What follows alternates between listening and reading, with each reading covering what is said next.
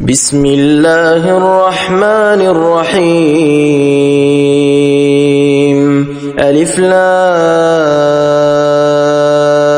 را تلك آيات الكتاب المبين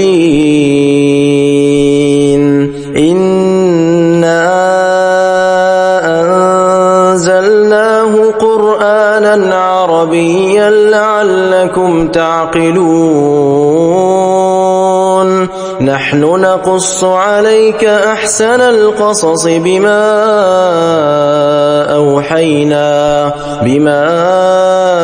أوحينا إليك هذا القرآن وإن كنت من قبله لمن الغافلين إذ قال يوسف لأبيه يا أبت إني رأيت 11 كوكبا والشمس والقمر رأيتهم لي ساجدين قال يا بني لا تقصص رؤياك على إخوتك فيكيدوا لك كيدا إن الشيطان للإنسان عدو مبين وكذلك يجتبيك ربك ويعلمك من تأويل الأحاديث ويتم نعمته عليك وعلى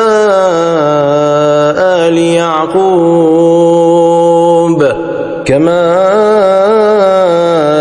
أتمها على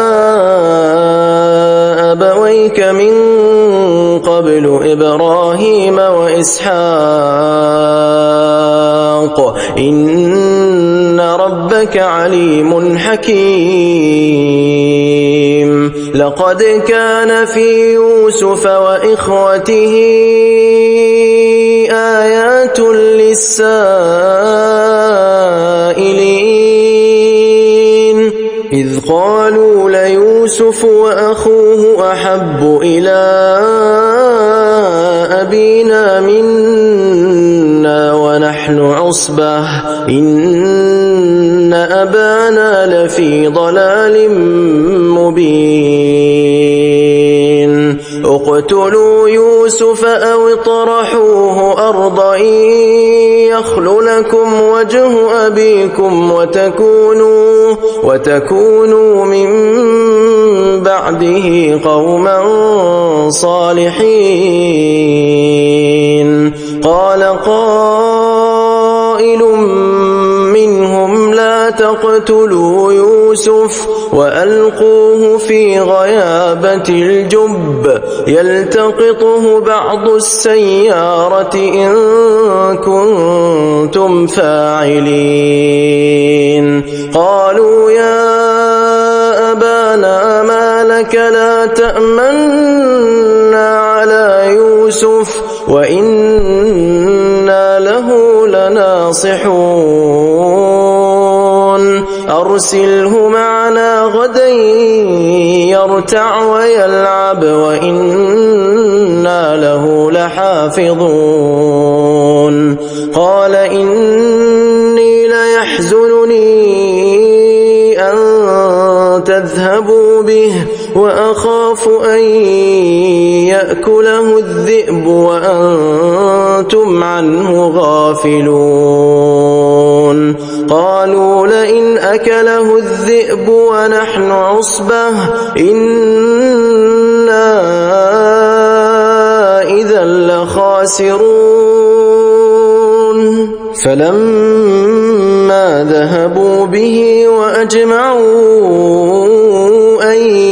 يجعلوه في غيابة الجب وأوحينا إليه لتنبئنهم بأمرهم هذا وهم لا يشعرون وجاءوا أباهم عشاء يبكون قال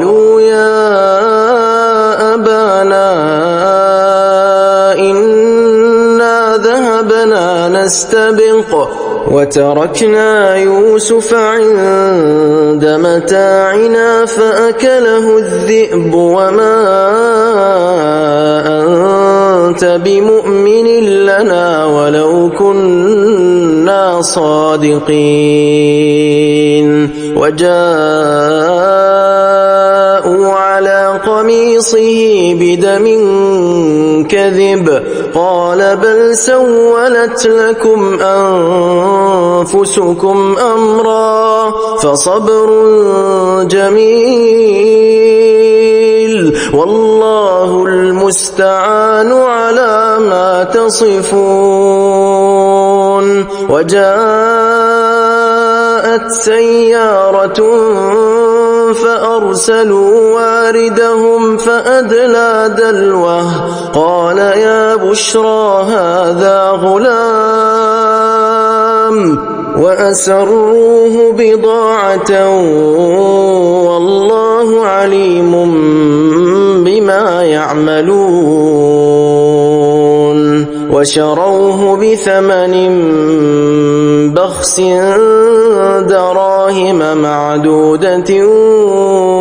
وكانوا فيه من الزاهدين وقال الذي اشتراه من مصر لامرأته أكرمي مثواه عسى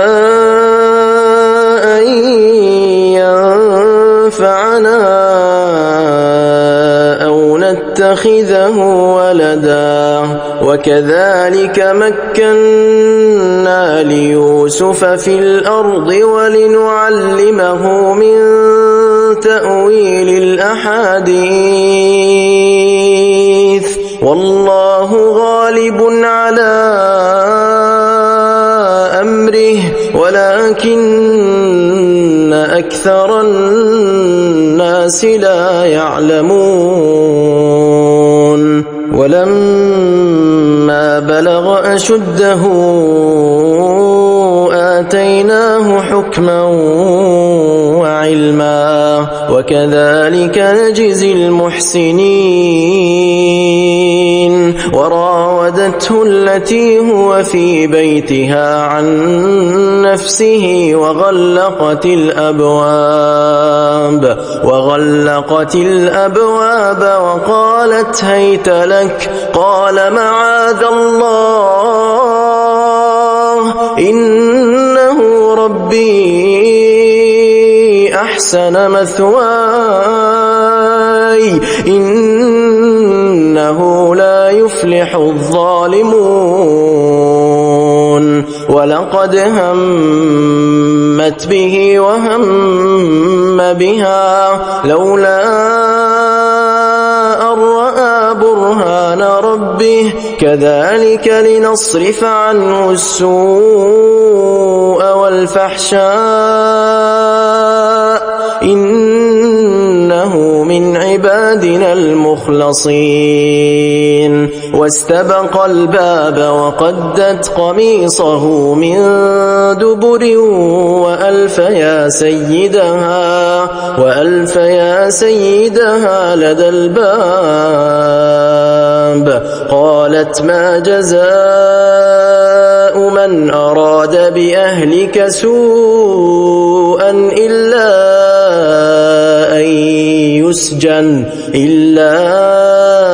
أن يسجن أو عذاب أليم قال هي راودتني عن نفسي وشهد شاهد من أهلها إن كان قميصه قد من قبل فصدقت وهو من الكاذبين وإن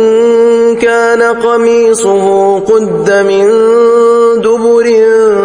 فكذبت وهو من الصادقين فلما رأى قميصه قد من دبر قال إنه من كيدكن إن كيدكن عظيم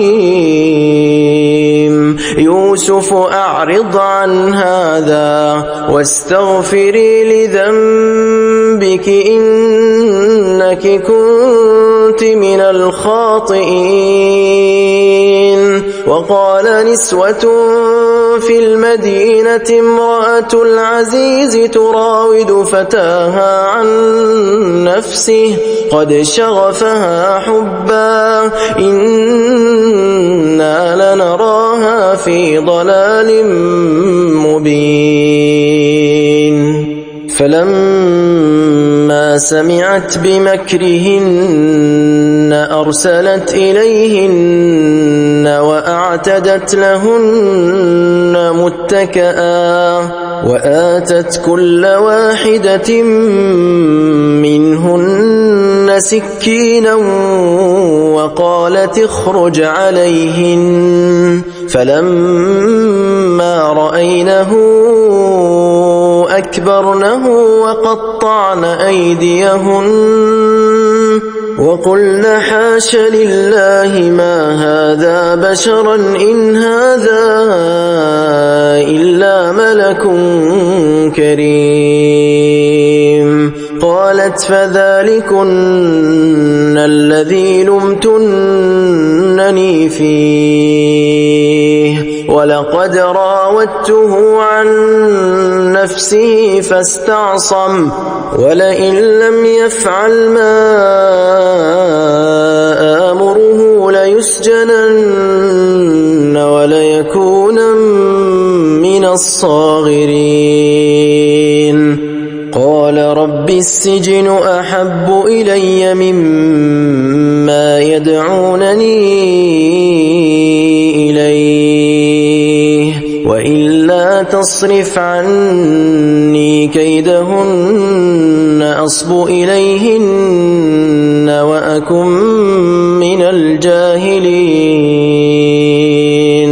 فاستجاب له ربه فصرف عنه كيدهن إنه هو السميع العليم.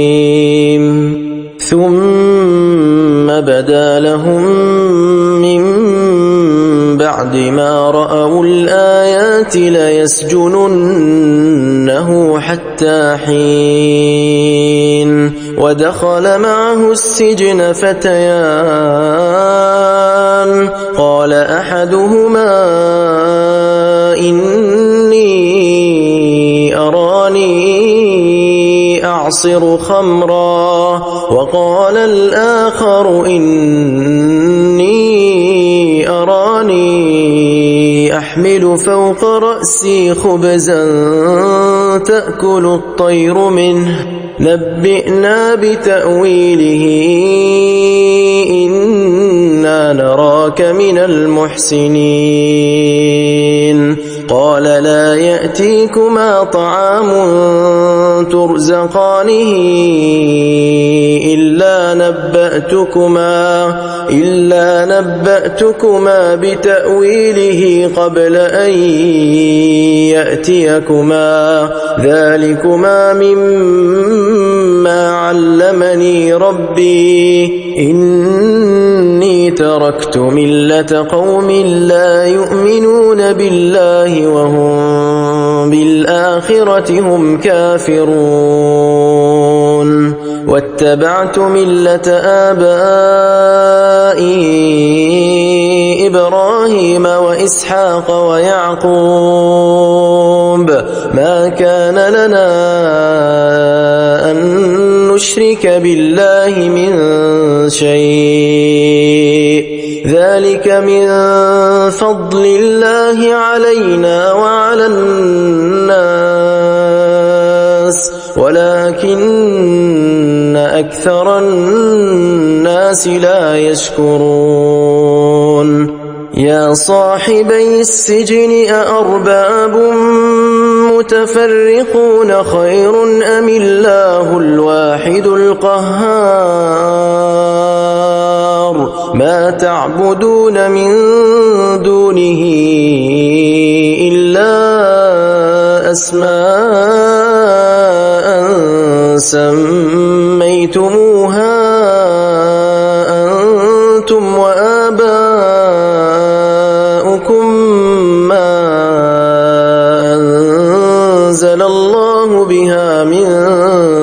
سلطان إن الحكم إلا لله أمر أن لا تعبدوا إلا إياه ذلك الدين القيم ولكن أكثر الناس لا يعلمون يا صاحبي السجن أما أحدكما فيسقي ربه خمرا وأما الآخر فيصلب فتأكل الطير من رأسه قضي الأمر الذي فيه تستفتيان وقال للذي ظن أنه ناج منهما اذكرني عند ربك فأنساه الشيطان ذكر ربه فلبث في السجن 9 سنين وقال الملك إني أرى 7 بقرات سمان يأكلهن 7 عجاف و7 سنبلات خضر وأخر يابسات يا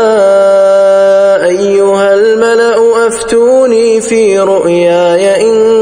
كنتم للرؤيا تعبرون قالوا أضغاث أحلام وما نحن بتأويل الأحلام بعالمين وقال الذي نجا منهما وادكر بعد أمة أنا أنبئكم بتأويله فأرسلون يوسف أيها الصديق أفتنا في 7 بقرات سمان يأكلهن 7 عجاف و7 سنبلات خضر وأخر يابسات لعلي أرجع إلى الناس لعلهم يعلمون قال تزرعون 7 سنين دأبا فما حصدتم فذروه في سنبله إلا قليلا مما تأكلون ثم يأتي من بعد ذلك 7 شداد يأكلن ما قدمتم لهن إلا قليلا مما تحصنون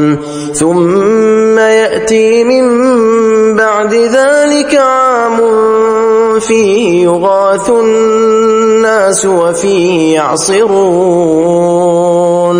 وقال الملك ائتوني به فلما جاءه الرسول قال ارجع إلى ربك فاسأله ما بال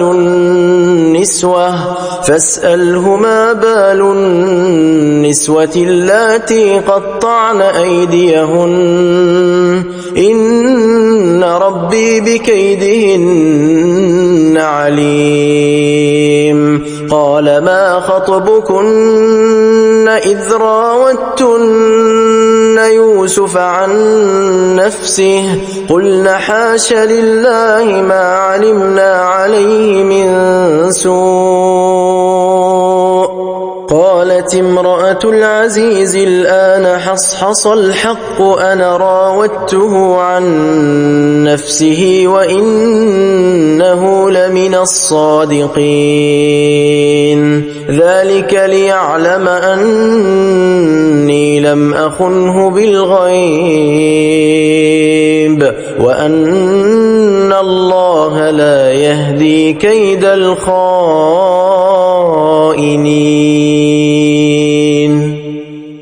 وما لنفسي إن النفس لأمارة بالسوء إلا ما رحم ربي إن ربي غفور رحيم. وقال الملك ائتوني به أستخلصه لنفسي فلما كلمه قال إنك اليوم لدينا مكين أمين. قال اجعلني على خزائن الأرض إني حفيظ عليم. وكذلك مكنا ليوسف في الأرض يتبوأ منها حيث يشاء نصيب برحمتنا من نشاء ولا نضيع أجر المحسنين. ولأجر الآخرة خير للذين آمنوا وكانوا يتقون. وجاء إخوة يوسف فدخلوا عليه فعرفهم وهم له منكرون. ولما جهزهم بجهازهم قال ائتوني بأخ لكم من أبيكم ألا ترون أني أوفي الكيل وأنا خير المنزلين. فإن لم تأتوني به فلا كيل لكم عندي ولا تقربون. قالوا سنراود عنه أباه وإنا لفاعلون.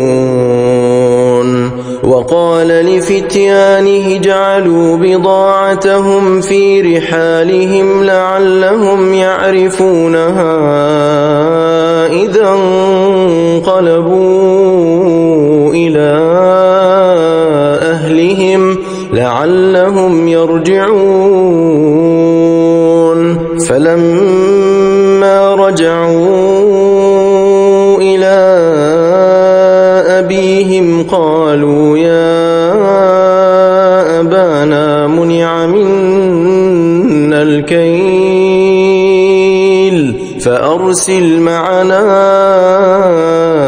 أخانا نكتل وإنا له لحافظون. قال هل آمنكم عليه إلا كما أمنتكم على أخيه من قبل فالله خير حافظا وهو أرحم الراحمين. ولما فتحوا متاعهم وجدوا بضاعتهم ردت إليهم قالوا يا أبانا ما نبغي هذه بضاعتنا ردت إلينا ونمير أهلنا ونحفظ أخانا ونزداد كيل بعير ذلك كيل يسير. قال لن أرسله معكم حتى تؤتون موثقا من الله لتأتونني به إلا أن يحاط بكم. فلما آتوه موثقهم قال الله على ما نقول وكيل. وقال يا بني لا تدخلوا من باب واحد وادخلوا من أبواب متفرقة وما أغني عنكم من الله من شيء الحكم إلا لله عليه توكلت وعليه فليتوكل المتوكلون ولما دخلوا من حيث أمرهم أبوهم ما كان يغني عنهم من الله من شيء إلا حاجة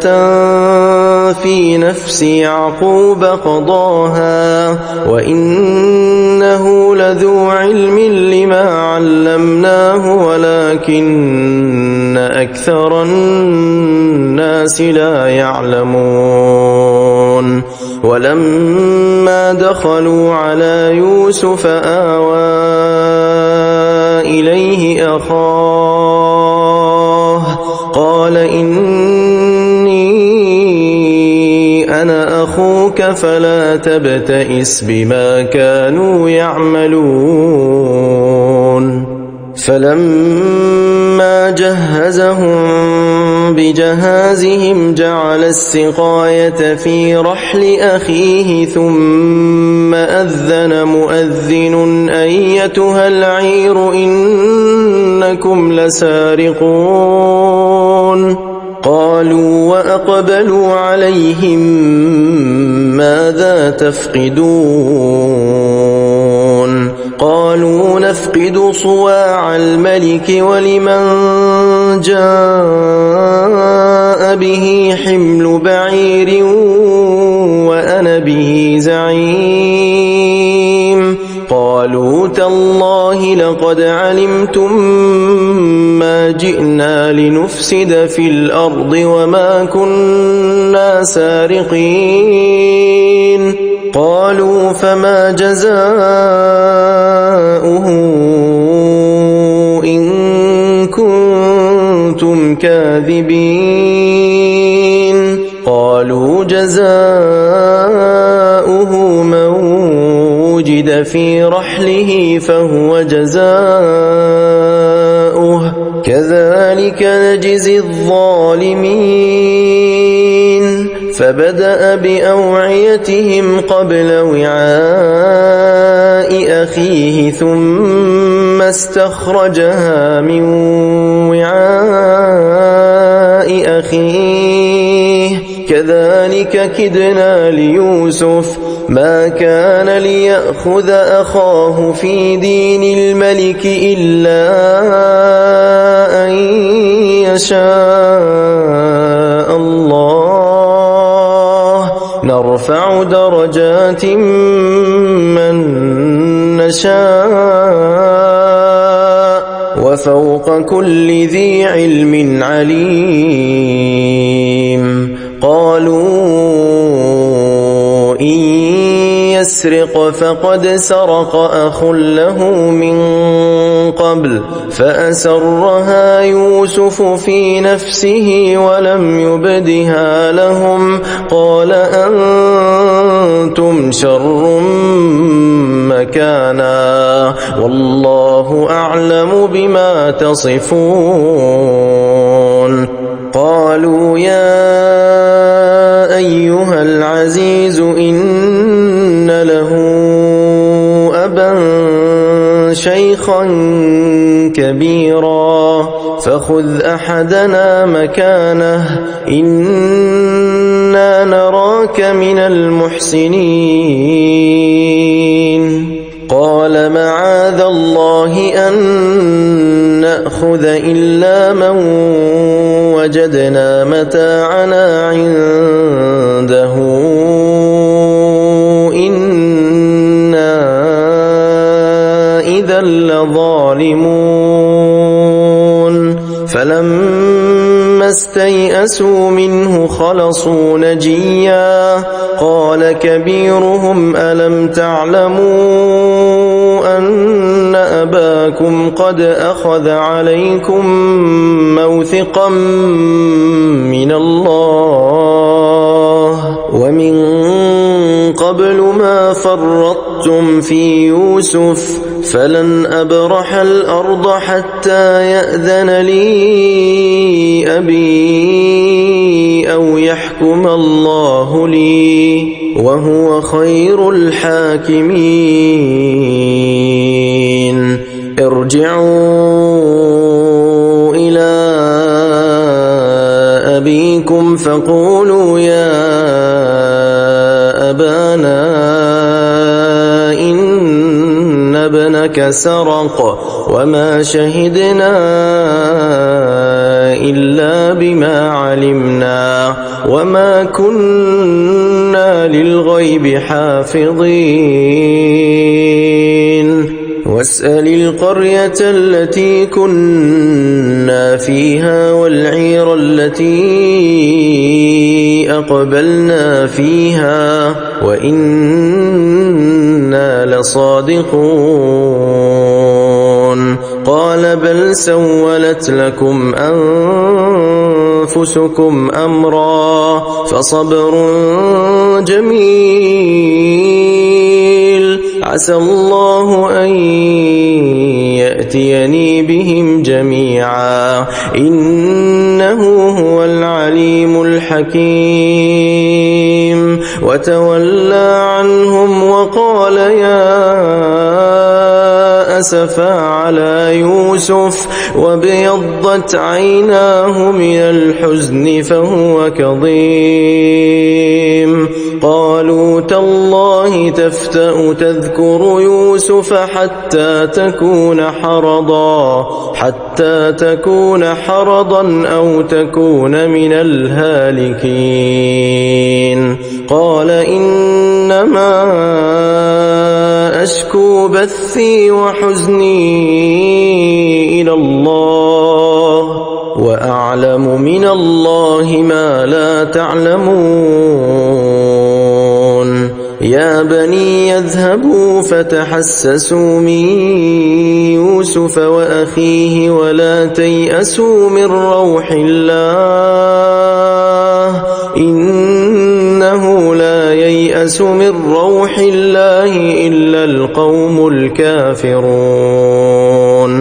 فلما دخلوا عليه قالوا يا أيها العزيز مسنا وأهلنا الضر وجئنا ببضاعة مزجاة فأوف لنا الكيل وتصدق علينا إن الله يجزي المتصدقين قال هل علمتم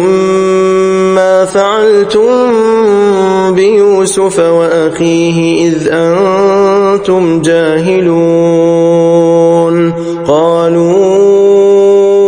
أئنك لأنت يوسف قال أنا يوسف وهذا أخي قد من الله علينا إنه من يتق ويصبر فإن الله لا يضيع أجر المحسنين قالوا تالله لقد آثرك الله علينا وإن كنا لخاطئين قال لا تثريب عليكم اليوم يغفر الله لكم وهو أرحم الراحمين اذهبوا بقميصي هذا فألقوه على وجه أبي يأت بصيرا وأتوني بأهلكم أجمعين ولما فصلت العير قال أبوهم إني لأجد ريح يوسف لولا أن تفندون قالوا تالله إنك لفي ضلالك القديم فلما أن جاء البشير ألقاه على وجهه فارتد بصيرا قال ألم أقل لكم إني أعلم من الله ما لا تعلمون قالوا يا أبانا استغفر لنا ذنوبنا إنا كنا خاطئين قال سوف أستغفر لكم ربي إنه هو الغفور الرحيم فلما دخلوا على يوسف آوى إليه أبويه وقال ادخلوا مصر إن شاء الله آمنين ورفع أبويه على العرش وخروا له سجدا وقال يا أبت هذا تأويل رؤياي من قبل قد جعلها ربي حقا وقد أحسن بي إذ أخرجني من السجن وجاء بكم من البدو من بعد أن نزغ الشيطان بيني وبين إخوتي إن ربي لطيف لما يشاء إنه هو العليم الحكيم رب قد آتيتني من الملك وعلمتني من تأويل الأحاديث فاطر السماوات والأرض أنت وليي في الدنيا والآخرة توفني مسلما وألحقني بالصالحين ذلك من أنباء الغيب نوحيه إليك وما كنت لديهم إذ أجمعوا أمرهم وهم يمكرون وما أكثر الناس ولو حرصت بمؤمنين وما تسألهم عليه من أجر إن هو إلا ذكر للعالمين وكأي من آية في السماوات والأرض يمرون عليها وهم عنها معرضون وما يؤمن أكثرهم بالله إلا وهم مشركون أفأمنوا أن تأتيهم غاشية من عذاب الله أو تأتيهم الساعة بغتة وهم لا يشعرون قل هذه سبيلي أدعو إلى الله على بصيرة أنا ومن اتبعني وسبحان الله وما أنا من المشركين وما أرسلنا من قبلك إلا رجالا نوحي إليهم من أهل القرى أفلم يسيروا في الأرض فينظروا كيف كان عاقبة الذين من قبلهم ولدار الآخرة خير للذين اتقوا أفلا تعقلون حتى إذا استيأس الرسل وظنوا أنهم قد كذبوا جاءهم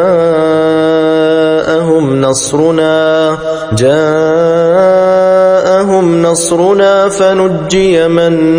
نشاء ولا يرد بأسنا عن القوم المجرمين لقد كان في قصصهم عبرة لأولي الألباب ما كان حديثا يفترى ولكن تصديق الذي بين يديه وتفصيل كل شيء وهدى ورحمة لقوم يؤمنون